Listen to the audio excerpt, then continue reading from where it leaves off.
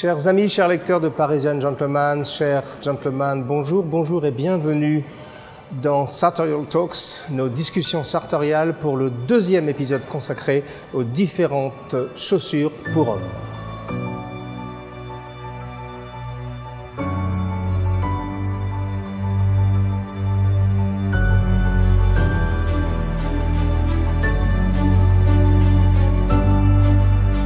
Aujourd'hui, dans ce deuxième numéro consacré aux différents styles de souliers pour hommes, nous allons aborder une catégorie extrêmement importante puisqu'il s'agit des derbies.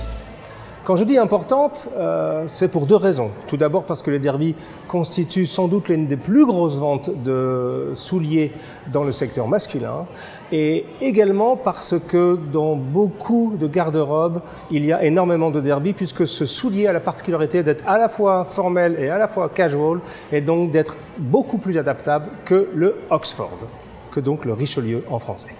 Alors, la dernière fois, vous vous souvenez, nous avions parlé du Richelieu. Alors, évidemment, pour les plus chevronnés d'entre vous, encore une fois, je pense que cela n'est que du rabâchage et des choses que vous connaissez par cœur, puisque beaucoup d'entre vous sont allés beaucoup plus loin dans l'étude du soulier masculin.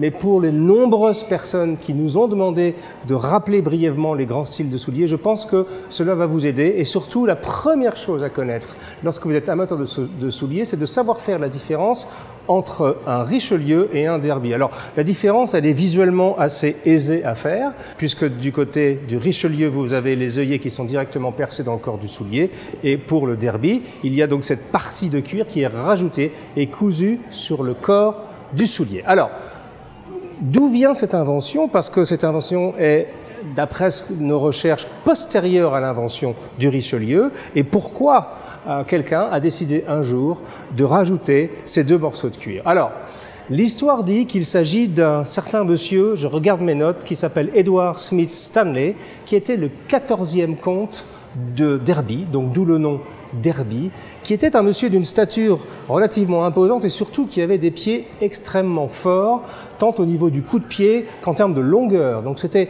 quelqu'un qui avait beaucoup de problèmes à mettre ses pieds dans des souliers normaux qui étaient à l'époque des Richelieu.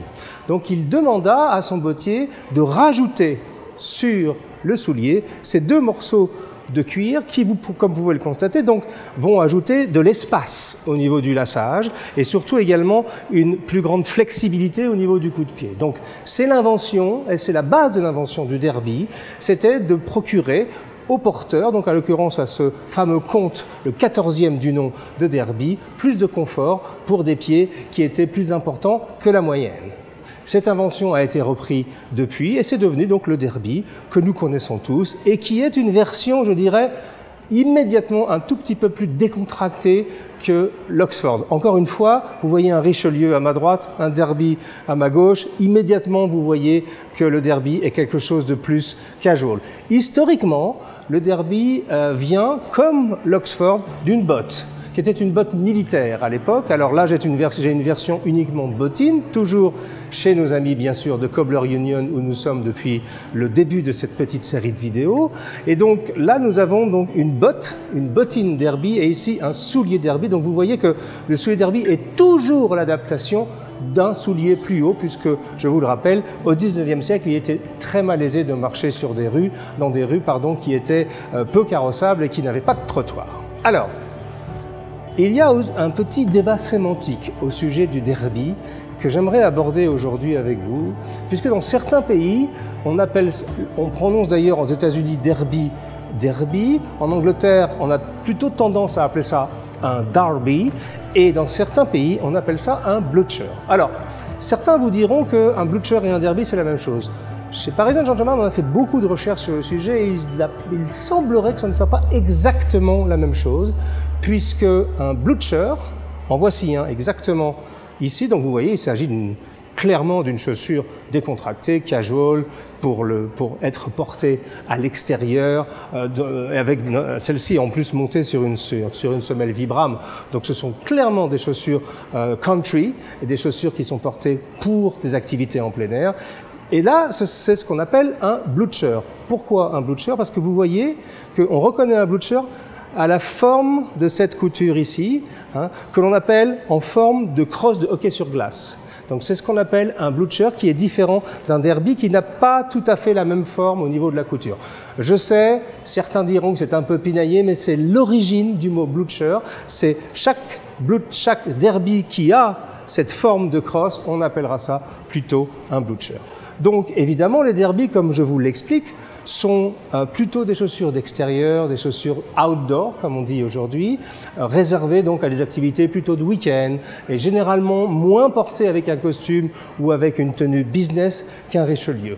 Pour autant, depuis quelques années, le derby s'est amélioré en termes de style et de nombreuses personnes, de nombreux maîtres bottiers, dont Pierre Cortet, par exemple, à Paris, que je salue au passage, puisque vous savez que j'ai une admiration et une amitié d'ailleurs avec lui depuis fort longtemps. Beaucoup de bottiers ont travaillé pour raffiner un peu le derby et pour faire en sorte que ce soulier qui était spécifiquement un soulier d'extérieur, d'activité de plein air, puisse devenir un soulier plus de ville, plus raffiné. Et c'est l'exemple, donc, par exemple, de ce magnifique soulier qui est un derby 2 œillets, donc toujours avec le même principe, 2 morceaux de cuir qui sont cousus sur le corps du soulier, et là en l'occurrence avec uniquement 2 œillets, ce qui nous donne immédiatement un soulier très fin, très raffiné, et qui pour le coup devient instantanément un soulier de ville. Donc vous voyez l'évolution entre le derby d'origine qui est clairement un soulier, en l'occurrence il s'agit d'un derby brogue, ici donc clairement un soulier d'extérieur, de outdoor, un soulier décontracté pour une tenue casual, et l'évolution jusqu'à un derby d'aujourd'hui, c'est-à-dire un derby 2 œillets raffiné qui peut être évidemment porté avec un jean, c'est très joli, mais vraiment porté avec un costume ou une tenue très habillée sans aucun problème. Le dernier soulier de la famille des derbies dont je voudrais vous parler aujourd'hui, pour vous donner vraiment une vision la plus globale possible de cette catégorie de souliers, c'est ce que l'on appelle en français un double boucle et en anglais un monk strap. Alors, pour une fois, le français est un tout petit peu plus feignant que l'anglais, parce que quand on dit double boucle, ça veut dire simplement un soulier qui s'attache à l'aide de 2 boucles. Alors que l'anglais est plus précis, et notamment plus précis sur l'origine du mot. Ça s'appelle un monk strap. Donc on pourrait traduire ça, on va faire une traduction un peu sauvage, des souliers de moine à boucle. Qu'est-ce que c'est que des souliers de moine à boucle ?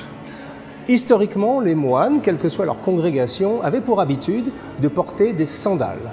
Des sandales, ce sont des souliers, donc à boucle, non fermées, généralement ouvertes, et qui donc n'ont pas de lacets. C'était la tradition monastique de porter ce genre de souliers.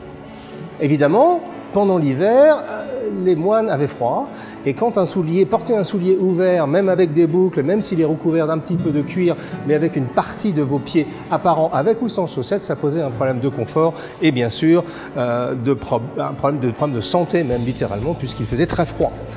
Donc c'est l'origine de ce soulier. Ce sont des moines qui ont décidé de s'inspirer de leurs sandales traditionnelles et de fermer ce soulier pour en faire donc un monk strap, donc littéralement un soulier de moine fermé avec des lanières. Pour la petite histoire et pour les plus passionnés d'entre vous, j'aimerais vous raconter aussi quelque chose à propos de ce double boucle. Alors, comme vous le savez, ce modèle est très en vogue actuellement, notamment au Pitti Uomo. Il y a énormément d'élégants dans le monde entier qui adorent porter le double boucle avec les 2 boucles bouclées ou parfois une seule ouverte ou parfois les 2 non fermées, avec plein de possibilités, peu importe. Mais l'histoire de ce soulier, l'histoire contemporaine de ce soulier au-delà de l'histoire des moines est aussi très intéressante. En 1976, la maison Hermès, célèbre maison de cuir en France, fait l'acquisition donc de John Lobb, le bottier John Lobb, ou plus exactement de l'atelier parisien de John Lobb Bespoke, qui est installé à Paris, si mes souvenirs sont bons, depuis 1903. Donc Hermès, en 1976, fait l'acquisition de l'atelier parisien de John Lobb. En 1985 ou 86, au milieu des années 80, John Lobb décide, donc 10 ans après l'acquisition du bottier John Lobb, de se lancer dans le prêt-à-porter. Et le modèle qui va faire immédiatement la réputation et un succès d'ailleurs considérable de la maison Hermès dans le monde du soulier masculin sera précisément un double boucle, le fameux double boucle que les connaisseurs connaissent sous le nom de William, le double boucle William par John Lobb Paris, qui depuis a eu même, je crois, une deuxième version qui s'appelle le William II par John Lobb Paris, donc qui a popularisé ce double boucle qui est devenu un peu le soulier emblématique de John Lobb à Paris. Depuis 5 ou 6 ans, ce double boucle a été copié, revisité, retravaillé par à peu près tous les chausseurs et tous les bottiers au monde, et c'est l'un des souliers les plus en vogue actuellement. C'est vrai que quand on regarde un joli double boucle comme celui de Cobbler Union, tout de suite on se rend compte que ça amène une touche de style et une touche de sprezzatura, comme disent les Italiens, à toutes vos mises. Donc je ne peux que recommander, peut-être aux plus chevronnés d'entre vous, ne commencez pas par un double boucle immédiatement. Je pense qu'un beau Richelieu, un beau Derby est important dès le début, mais un beau double boucle peut trouver sa place assez vite dans votre garde-robe. Voilà, ce modèle clôture notre deuxième numéro consacré aux différents styles de souliers masculins. Notre troisième numéro sera consacré aux 2 dernières catégories importantes de styles en termes de souliers masculins, les bottines d'une part et les mocassins d'autre part. À bientôt. Cheers!